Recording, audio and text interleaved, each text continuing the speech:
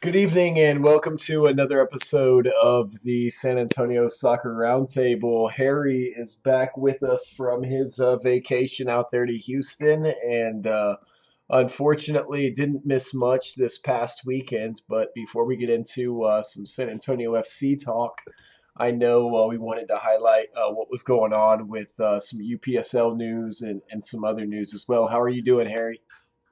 Doing wonderful. How about yourself here? Sounds like I missed a fun game. It was It was a something. At cold least one. It was something. I th- it was. I went to the Dynamo game, and let's put it this way: me and AJ both wish we were at the SAFC game. Even though Houston won, it was just there's no fun sitting in a crowd with a half empty stadium, even with the team that's winning. So. Well, I guess we can talk attendance real quick before we get into too many other topics. What did you think of the turnout? I know we talked about how it's kind of a late crowd normally with San Antonio FC. What did you think of the overall attendance for the match on a chilly evening in March, Jose? Yeah, it was a chilly evening. The Spurs were playing. Um, St. maybe, Patty's weekend. St. yeah, St. Patty's. Patty's weekend. But I mean, they were celebrating St. Patty's there. I know I did. I drank so much beer, I practically became radioactive. Green beer. But as far as attendance, I think it definitely dropped off. You can especially tell on the sidelines, on the ends of them. On the wings. So But yeah, on the I, wings, those sections seem to be empty. I think that's the average attendance, barring Oh super yeah. promotions. It could I think be. that's the typical crowd. That's 6,000, 62, 6,300. I think that's kind of the low, That's a um, fair number. barring further on field issues. And we'll just leave that for later in the conversation. But I think that is probably going to be the bottom crowd. The challenge for San Antonio FC, for us, for all the podcasts, is to try to help generate to get that extra thousand Sure. fans Over to get that 7K. 7. Yeah, That's fair enough because it wasn't like it was horrible attendance like you saw last season, but it definitely fell off obviously from a season opener at home, Hmm. Definitely. and it was cold. That's for sure. It was chilly. It was chilly evening. I'm glad I bought my SAFC jacket. That's for sure. Early in the year, I thought I was going to get like two uses out of it, but no. It's been a, it's been a long winter. Winter is here, guys. Came in clutch. But before we jumped into SAFC, let's get into some UPSO news, guys. What have you heard around the cooler about? Any news? Any Samba Corinthians runners? you want to start with the Samba news, John, or you want to start with the runners, and I'll take the Samba. John, you go ahead and take the Samba news because you've been talking to John from over there at Samba. They got a pretty exciting preseason announcement. Go ahead and tell everybody what's going on with Samba. Yeah, let me pull it up here. So there is going to be a friendly tomorrow. I believe it's tomorrow here. Get over to it. Wednesday. Yep, Uh, tomorrow. yeah, so Wednesday. Kickoff is at 8 o'clock. The good thing is that there's no cost to go, so free admission and parking. It is going to be at Wheatley Heights Sports Complex where they normally play, which if you want the address is 200 Noblewood Drive, San Antonio, Texas, for that here. But they're playing a team called Guerreros FC. I responded back asking, "Hey, is trying to get some information of them because I hadn't heard of it when I Googled it. There was a team out of Fredericksburg. There was a Oxnard UPSL team also labeled as Guerreros.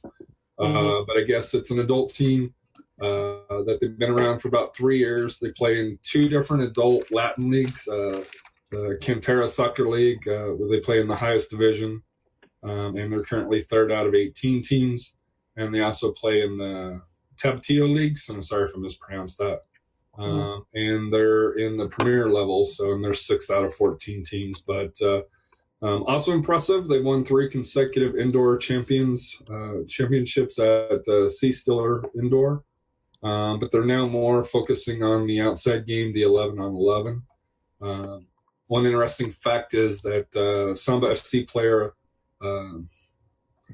Marcelino Zamora played with the Guerreros before he signed with Samba, and of course he's been with Samba for 3 years or so. It sounds like they're a pretty competitive adult team for that here. Looks like here for that Amateur. here. So. Right, very amateur. I mean, they're not competing at anything like UPSL level or No, probably a step or two down. Okay, but I mean that's like FCFC when they play against college teams. Yeah, and it's lower position just to get conditioning work in, touches on the ball and stuff like that. But to me, like I said here, it'll be good, to go out and support it. I know I'm going to try to see if I can make the trip over, cross down, for that here to, just to see if I can catch some action. The other news here, it looks like here UPSL has actually already kicked off this past weekend in the Heart Conference with Round Rock beating FC Knights 2-0. But the local teams don't actually start. The first one starts actually in 11 days. And that'll be FC Thunder. They open on March 30th against FC Knight at Bernie City Park. And then April 5th, the runners open at Round Rock, which is a Friday night.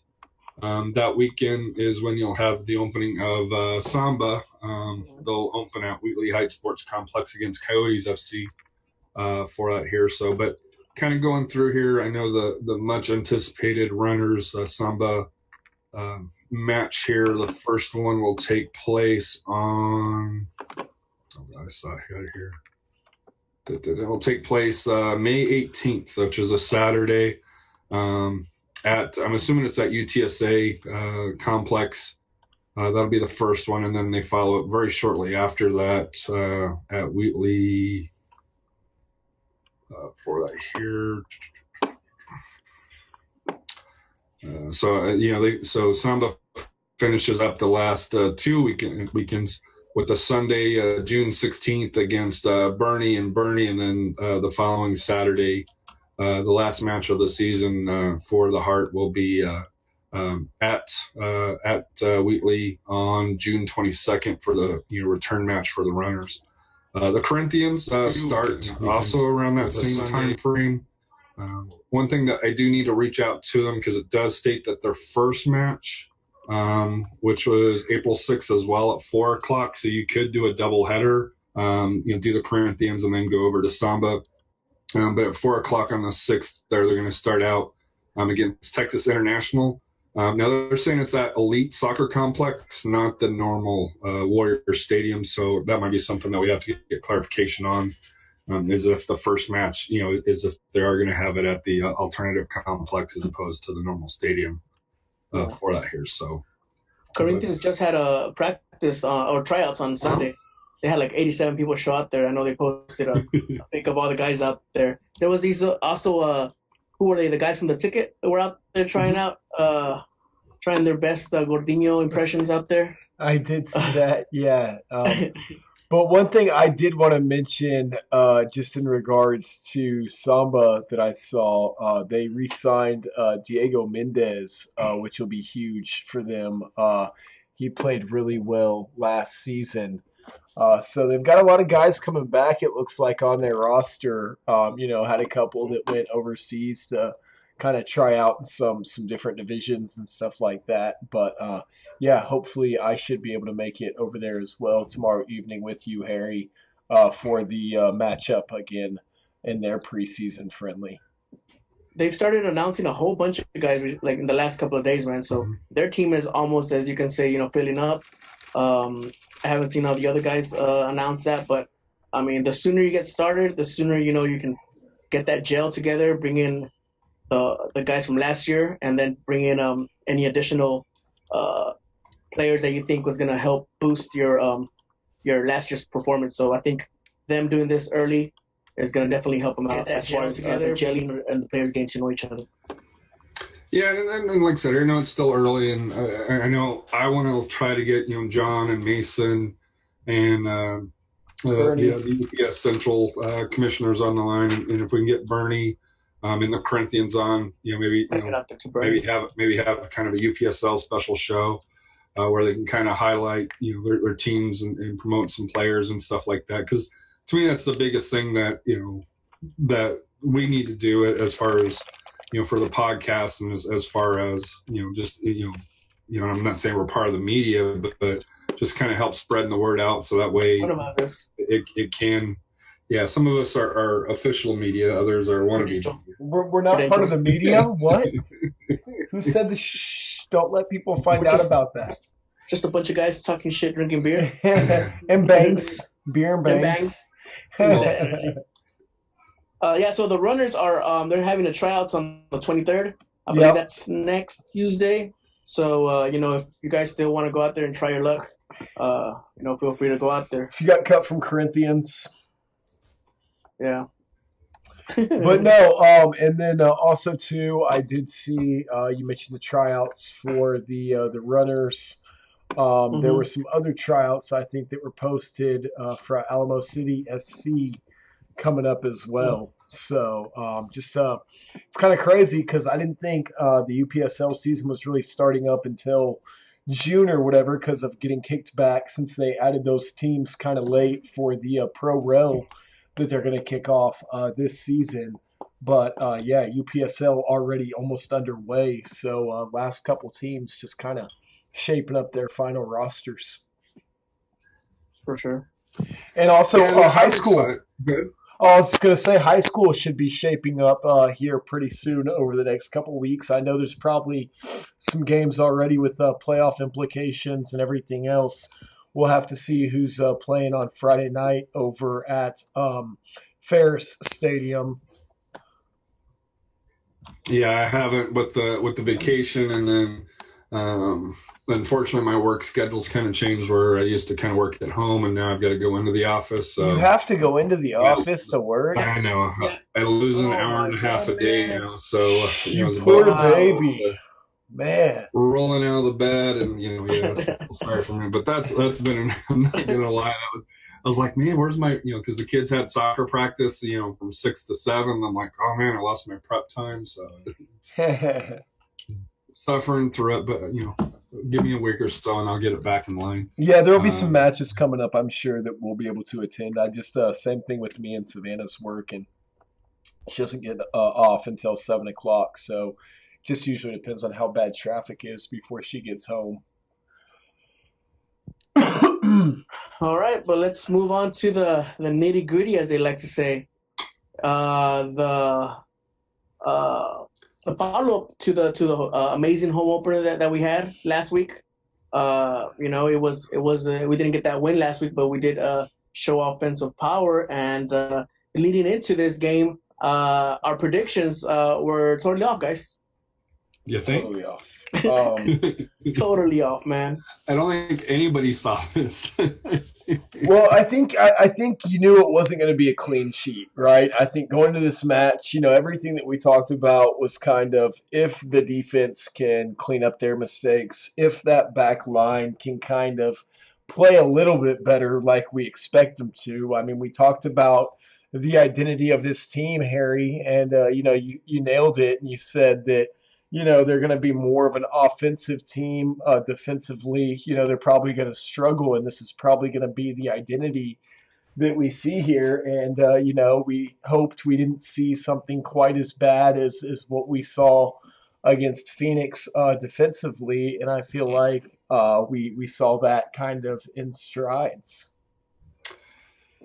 Yeah, so I wasn't at the game. But I was watching it, on ESPN Plus, the best $5 you can spend, for soccer coverage and all sorts of other stuff. It was one of those games where I think if they would have connected early, it's a totally different game. But they didn't. Portland, scored first. San Antonio rebounded, got the PK. And this is another trend that I've noticed. It seems like as soon as they score, they have a habit of coughing one right back up. They did that against Phoenix. And they did it again against Portland. They scored in the 28th minute, and Loria scored the first of his two in the 32nd, and it put them right back down. And I think just from the outside, to me, I think it just, when they score that quick, it takes wind out of the sail. You're like, hey, we're back in it, and then oh shit, we're back down one, and all that effort and time, and you could see it. And what struck me is the announcers, I want to say around this 70th minute, were saying that San Antonio just looked dead. They looked so tired. In the match. I know it's week 2, but I don't. When your home announcers are saying you look tired because you're chasing the the opposition, that's not a good look in my opinion. To be fair, I think San Antonio was a better team up to the Portland goal. I think they had the most, not chances, but the most offensive. How can you say? Possession. Attitude. Yeah, possession attitude. But mistakes. The back line again. This game. There was a lot of as you mentioned right before we started went on live air. There was a bunch of crosses, man. 40. So the ball was in the area. It was just a matter of finishing. The finishing wasn't there. Well, at halftime, I felt that they were unlucky. It was one of those where, because they had the opportunities, and they were just off a hair, or they were half a step, or Portland was a half. It was a great defensive plan by Portland, just to clog the middle, and that seems to be the blueprint. And until Coach Powell makes the change, that's how you slow them down. But to me, we've been running this same offense for a year and a half, 2 years. And that's what I was about to say. I don't know if even really and truly the whole first half you felt like, it was unlucky. I would say probably the first 15 or 20 minutes you felt like it was a little unlucky, because you saw him kind of try and do the same thing we've seen him do since Lance Lang joined the team, and that's send Lance down into the corner, cross it back into the middle. And like you say, they just kind of filled the box where that just wasn't open when he was sending them into the middle. There was nobody there. They had 3 or 4 defenders right there in the 6, and they were just clearing them right back out. And it was like once that kind of failed, I think Pirano kind of tried to do his thing a little bit one-on-one. He was a little ineffective just because number 40 for the Timbers, I'm sorry, I should have done my homework before the show. And Zambrano. Looked at a roster, did an excellent job in the match. Their captain. Yeah, I mean, just kind of making Pirano ineffective, I felt like almost altogether. So once he kind of shut down that cross, and I think that's where we're going to struggle a little bit with not really having that big body that can play up top. I mean, you saw Didic go up on a couple of corners, or he goes up on pretty much every corner, but I'm just not sold really yet on his ability to finish on some of those crosses. It's like he just gets to them a little late, almost like a defensive clearance versus like he's going in for a finish. Yeah. I think the game for San Antonio should not be get out to the wings and cross it. Like you say, we don't have that big body. It should be more of put it down on the floor and pass it. Take it to the left. If you can't find anything clear, don't force it. Swing it back, pass it over to the right, and look for open spaces. I mean, the speed is there as far as I think it's just a connection and the imagination of the players to put that into their play. Everybody agrees right here. They made it too easy. Just crosses. Ever is 5'9", 5'10 and a half, the tallest. On a good day. Yeah, with his hair straight up. He can create space, I mean, when it's one-on-one, but that was kind of the big difference I think you saw between the matchup against the Timbers is it wasn't one-on-one. You saw, 3-on-1, and they just, like you said, Harry, kind of crowded the box there. Yeah, I just, to me, if you're going to be an offensive team, and this is, I posted, my nickname for this week, I guess, is low hanging fruit because my three concerns, was Coach Powell, and Cardoni. not for Cardoni and Forbes, and they're like, well, obviously, and I'm like, but that's whether it's low hanging fruit or not, That's what it is. it is what it is, and to me, it's I'm not on Forbes for his defense because we know he doesn't play defense, and he's here to score goals and to try to be creative. I wish the ball didn't stick to his feet as much, and he was a little bit more like Lance Lang, where you'd have the crosses from both sides for it instead of him trying to take it one on one. But to me, my biggest issue with Coach Powell is, so you had a rough first half. Things didn't go your way. I think you're a little bit unlucky. Make some changes. Try to do something in the second half to spice it up and then maybe go back. But there were no changes. And that's been my big issue with Coach Powell is it doesn't seem from a tactical aspect that it's there. And I don't know if it's just the makeup of the team that they've done to where, hey, we're roped into going up the sides and I like where you're coming from, as far as just kind of that thought process goes, because it's funny because I was sitting there while I was watching the game thinking the same thing. Probably right around the 60th minute, you knew it was about time for him to make some sort of change to, try and create something different because you felt like they were flat for so long. But you almost wondered, what is that change for San Antonio FC this season? And I thought it was interesting they do the addition of Bradford Jameson and kind of you look at the type of player that he is and just that big body, a 6'5" or whatever he is, one of the taller players kind of in their roster. And that's just kind of where you felt like they were lacking in that matchup for a lot of the game was just having that taller midfielder that could win on some of those crosses like you talked about that they had. But I thought they took out the wrong winger. I agree. So I would have took out Forbes and left Lang in because I think he's now. I don't know if he can play the opposite side if that's an issue with Jameson. But to me, that was the thing that I was hoping that Forbes would have maybe come out. You had still had the talent from Lang, and you get that height in, so that way you got two in the box because I think it was the 7th minute. Lang crossed it in, and Billy was a step or two behind. Where if maybe he was a little taller, he could have headed it in. For that here. So if you have that longer stretch, and we're going to get to see this weekend because with Forbes most likely out on international duty because he got called up for Turks and Caicos.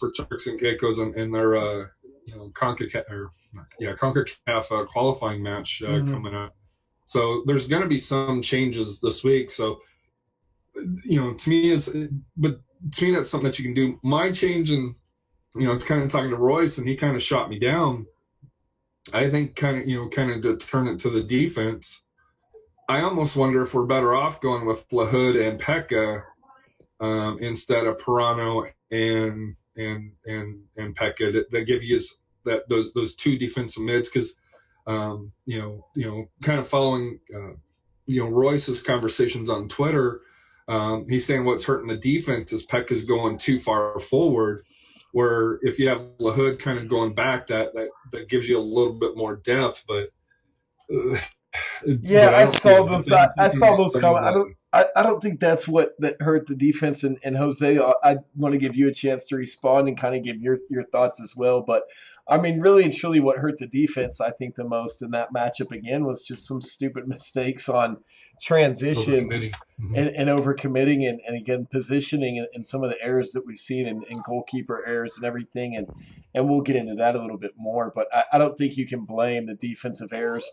I think you're going to see some of those changes with Pirano like you mentioned, just because I think there's going to be more matches throughout the season where we're going to find that his style of play just isn't effective as what it is in other key matchups. I think that's going to be one of them that Powell was kind of referring to when he talked about looking for matchups.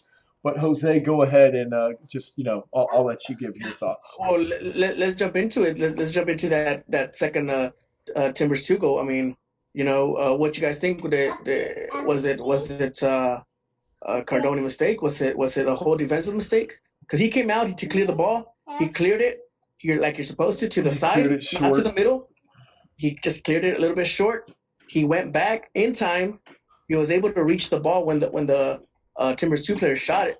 It just seems like he tripped, or he wasn't expecting. I don't know. It looked like a weird thing. And actually, if he would not have touched it, I think Yarrow was back there. He would have cleared it.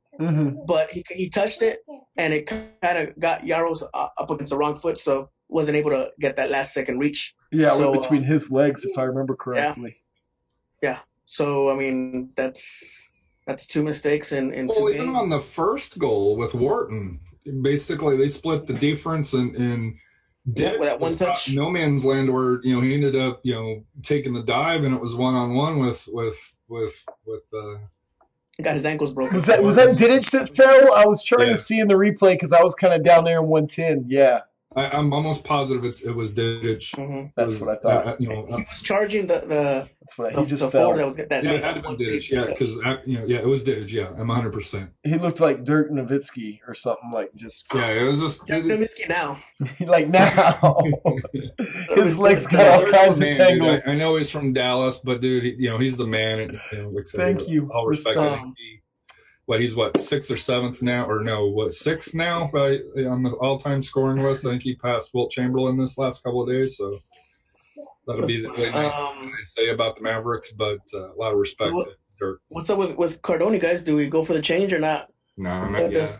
The Twitterverse is out there going crazy with this. We got votes and polls and all kinds of stuff. You know what I think on that, honestly, and I know we kind of talked about it, and I mean my answer was unless it's that bad, and this last week it was almost just as bad as what it was the week before. So it's like if you have another game where you give up 3 goals, I think they start to consider it a little bit more than if he could just have some sort of consistency in between, at least a little bit to kind of help give those defending him some credibility. Obviously nominated for another save of the week. I think the thing that you have to think about, though, bigger picture, is if you make a goalie change right now before the defense is still really playing as one cohesive unit, what happens if you throw that other goalie in there and he gives up 3 goals because the defense breaks down?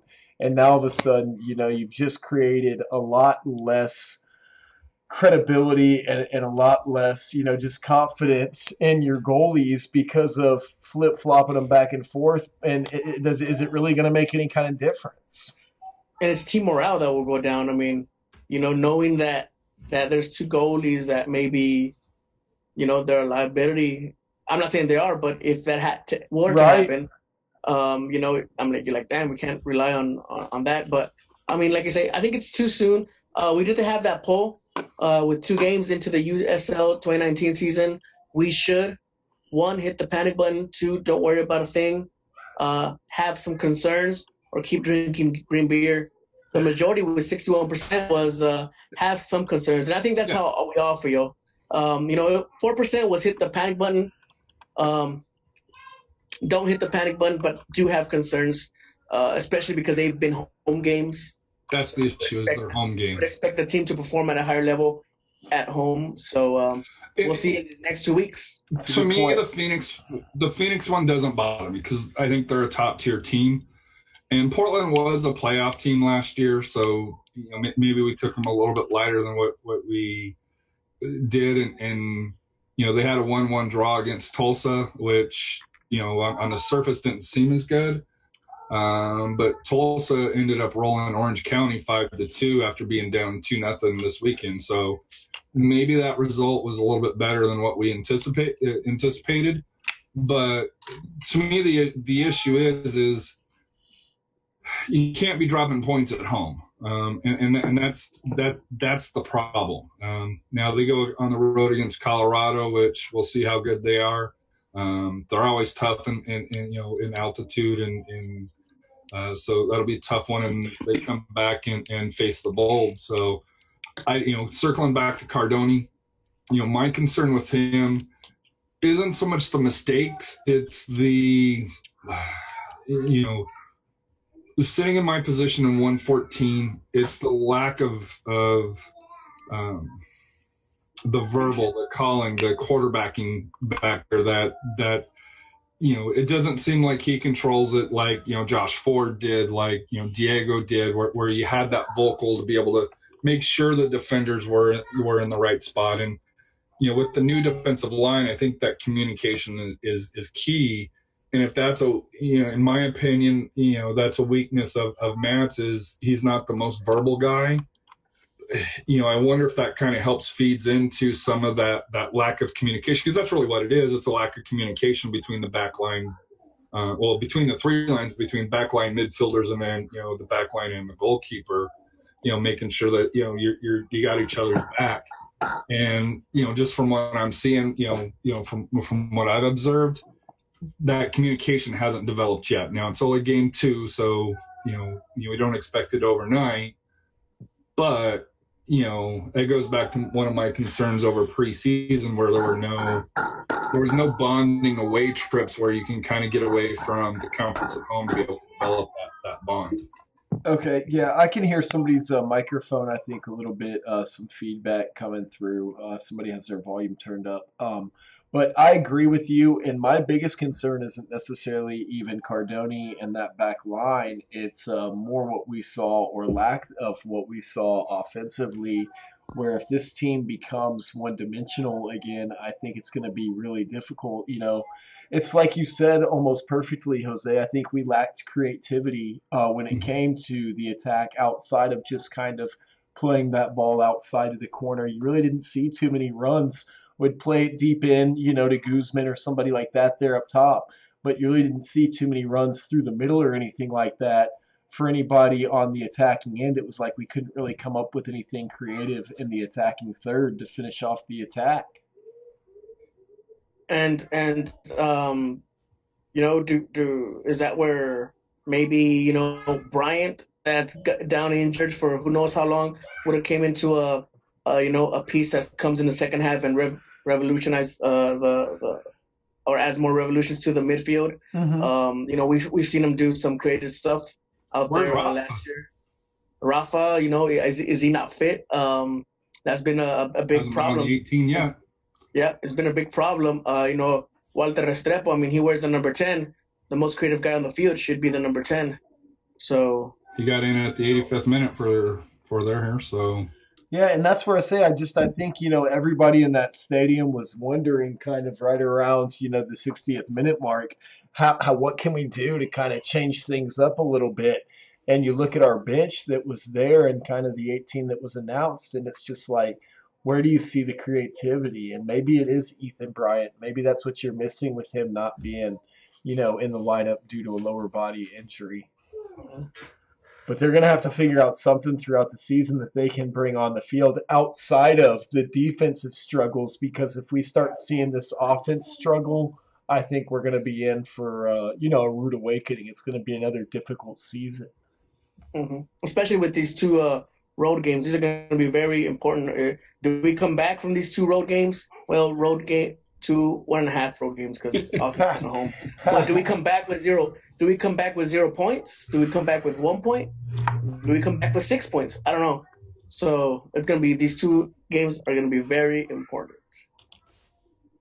Well, they got to come back with points. And the reason why I say that is Oklahoma City's already got 6 points. We got 1. So we're already 5 points back from the top now. I'm not saying that we got to be, number 1. There goes home field. But, yeah, you can't. I go back to last year, and we say, hey, relax. Hey, it's not a concern. Mm-hmm. But when you're setting 16th in the standings, and the only teams that below you are El Paso and RGV, that to me, that's unacceptable. And I know it's week 2, but it's a different season. This is a completely different season. They set the expectation at the beginning of this season that they were going to be a competitive team in the Right. West. And in order to be a competitive team in the West, to me, that says that if you're not finishing as a top 4 team where you're a home seed in the playoffs and you're bringing a match there to San Antonio, that's your goal for this season. If anything Mhm. short of that, you're not accomplishing what you set out to do. So, whereas last season we may have said, hey, it's only 2 weeks in, take your time, I think there's just a little bit more of an edge this season where There's it more comes to urgency. urgency. Exactly. That's a great word, for it. Yes. Yeah. Exactly. Speaking of being down at the bottom, what's up with Texas? We're at the bottom. The Texas Cup. What's going on? Copa Tejas. It looks like nobody wants it. for last place. Is that what you Nobody want? wants it. Yeah, I don't for want it. last place. That's the only thing about those Jeez, man. competitions sometimes, where it's like, man, would you rather win the Copa Tejas and none of them make the playoffs or, Yeah, it's a trophy. Hey, the trophies. They not matter, the right? trophies I want. No, they don't. Not those ones. Not if they're all at the bottom of the table. And Oh, looking forward to Colorado. What do you guys? You want to go into predictions? You want to? I mean, I haven't really seen Colorado, so I don't have no clue of how they'll play. So Colorado destroyed Las Dos. Mhm. Mike Seth, our old guy's playing forward again and that's doing right. pretty well. Good old Mike. And they lost to Sacramento at home on a PK, lost 1-0. So they're they've got 3 points, 1 win, 1 loss for it here. The win against the Galaxy 2, who I don't think is the world beater by any means, but lost a competitive game against Sac, 1-0 on a call. So I think it'll be somewhat challenging. Just from my experience, we tend to struggle up there, but they've got it. They got to get a point though. It'll be interesting because they're a very defensive team. So if we can't break them down defensively, and if we're struggling defensively, that could lead to to some goals being scored. But to answer your question, Scott, I think they've got to come away from this road trip with 3 points. I mean, you really wanted to see 4 points, though, from these first 2 matches at home, right? They're already Right. walking away from these first 2 games with 1. So, you almost want to see them come away with 4 points, I would say, out of these 2 matches now on the road, because you really only expected them, hopefully, to steal 3, right? Against maybe Austin. Yeah. Well, let me ask you this question: If they tie or lose Austin, what does that do to the fan base? Do you think that does anything? No, it doesn't do anything. You don't think so? It just makes shit talking more. Yeah, I mean, it's going to suck. Shit talking because I think it's one-sided shit talking, hasn't it? It has been mainly one-sided. So maybe it gives Austin a little bit of credibility, and gives them a little. Why are we even talking about this though, Harry? You stop it. See, now you're getting us down these rabbit holes of what if Austin wins. You're the one that brought up the question on, hey, the 2-game road trip. Yeah. I wasn't focused on Colorado, but to me, if speaking of those 2 points, we're what? 10 days away, 12 days away from, 11 days away from, from the Austin Bowl. You already see, SAFC touting the Bold match with, their taco shirt out today. So, that's, I'm not saying the team's looking ahead, but as an organization, they're looking at that match. I'm not looking at that shirt, that's for sure. Speaking of that shirt, I don't think you're the only one not looking. Fire or not pass or swipe left or swipe right on that shirt. Close the app on that one. X. Oh, you don't like it?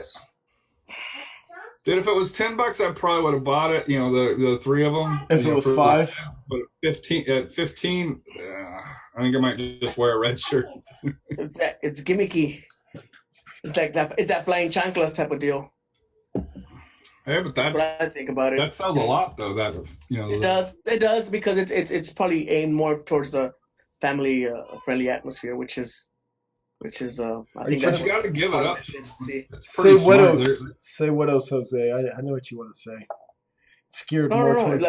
family friendly because I mean, it has a cartoon on it, With boxing two cartoon gloves. tacos, boxing, and you know what offends me the most about that shirt? What They're offends? hard shell tacos. What the Yeah, They fuck? that are. got called out was the hard shell. But I They're don't think you fucking could do it as Taco soft Bell shell though. tacos. Could you? Yeah, you can. I just ate some tacos right now. I still ate some mini tacos right before He's this. like, I was so mad I had to eat some mini tacos. I did. That happened. True story. True story. Well, so we've So, got the Samba match tomorrow, mhm. obviously. They also have a game against the Runners. It looks like that they were able to get scheduled as March well. 27th. Yeah, March Yep. 27th. So At Wheatley. obviously, next two matches for San Antonio FC, just kind of important, I think, for setting the pace of what the season's going to be like. If they can get a couple wins, how huge is 6 points? Where now they're looking at 7 points in their first four games, and it's looking kind of silly as far as if they can get this back line thing worked out. Yep. We'll see.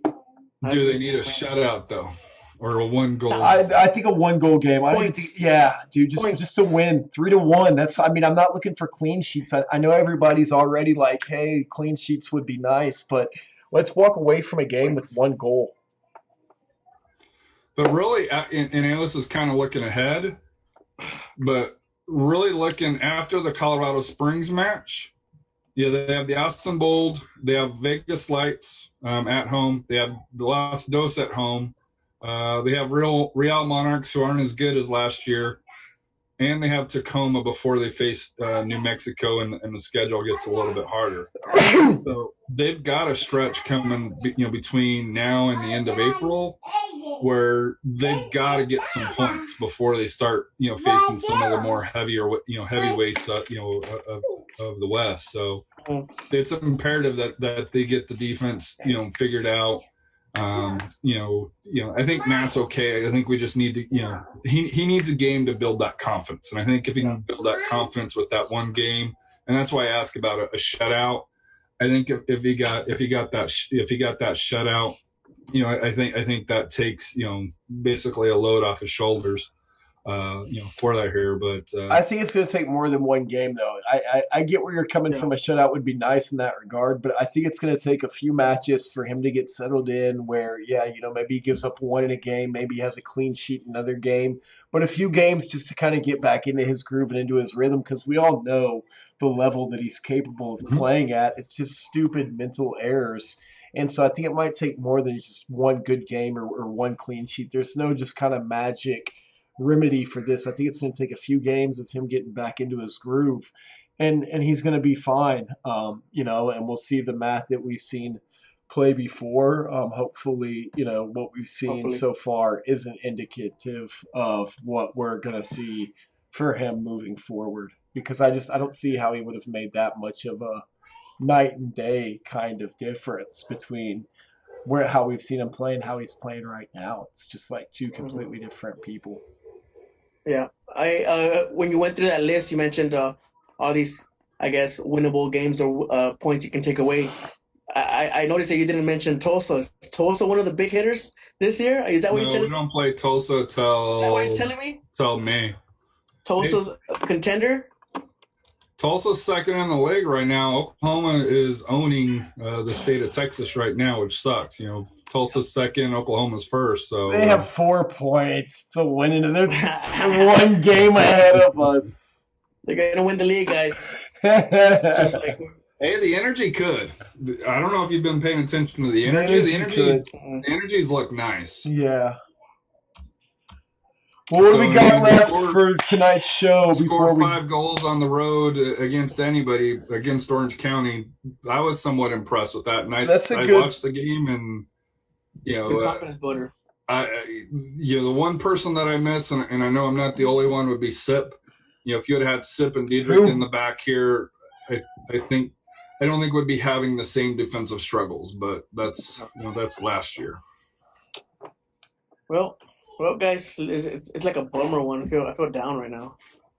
It's early on, man. And like I say, it's going to take some time for them to iron out all the mistakes there on the back line.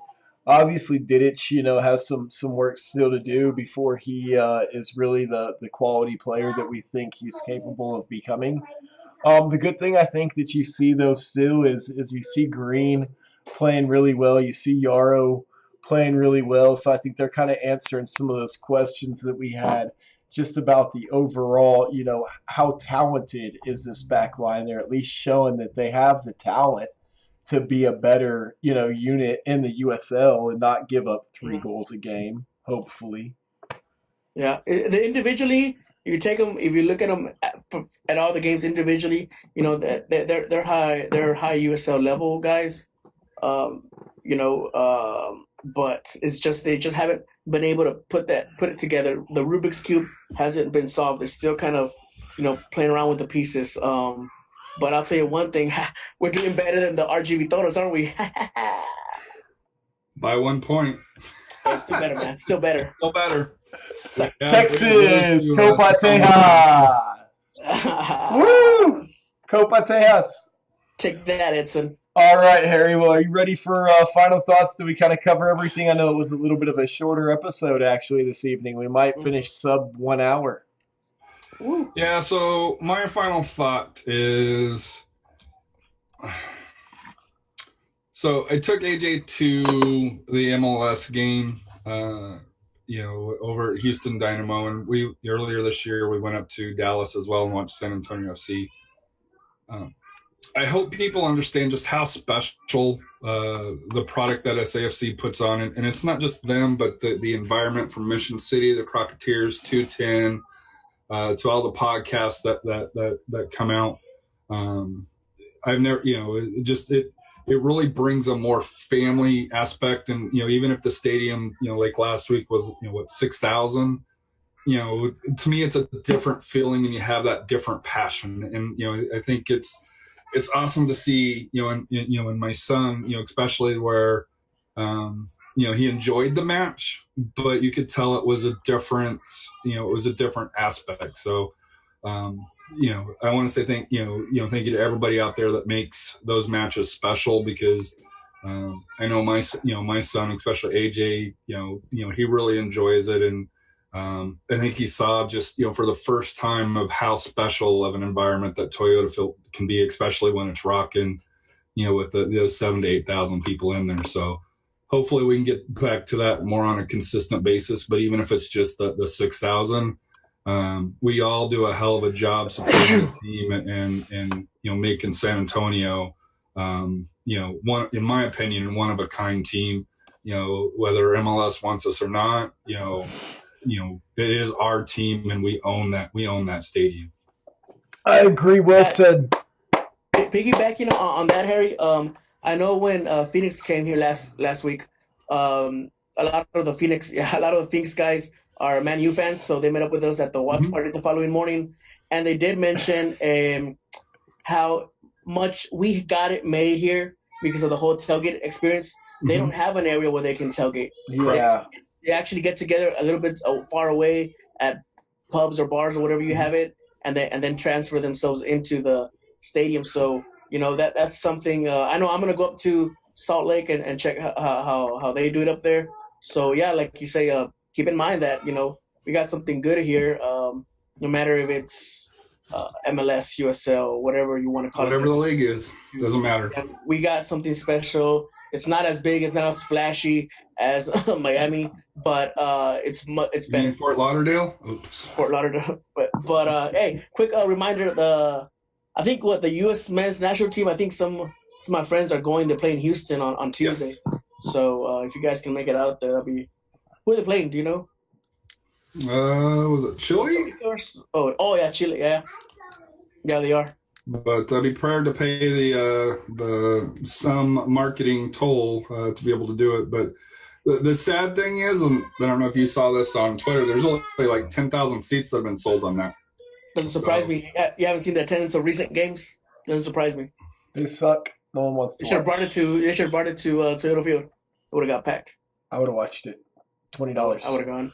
I guess my final thought is kind of similar then to both of y'all's. Also, too, with the start of all the UPSL teams, try and do something this season to go out and just check out one of these UPSL matches. If you're up there in Bernie, go out to Bernie City Park for one of their games, or go to a Samba game there at Wheatley Heights Sports Complex. You got UTSA, the runners over there kind of playing near UTSA. So there's a lot of other games going on just kind of around the city of San Antonio on a Friday night or Saturday night. Pay attention to some of these schedule releases. Go out there and check out one of these UPSL teams. You also have the women's league that's fixing to start up. So, if you want to take your daughter out there to go see some women play, it's pretty cool to get to see them kind of highlighted at that level and really get to see, semi-professional soccer here in San Antonio and just supporting, the players really appreciate playing for their city, and they really appreciate when you go out there and watch them play. Yep, I agree. Well done on a somber episode. Hopefully, we're all wearing black. We're all wearing black, guys. Done. Ka. It's got to get better. Hopefully, that stays. It's gonna get better. It's gonna get better. The sun will shine. Stay positive, guys, this year.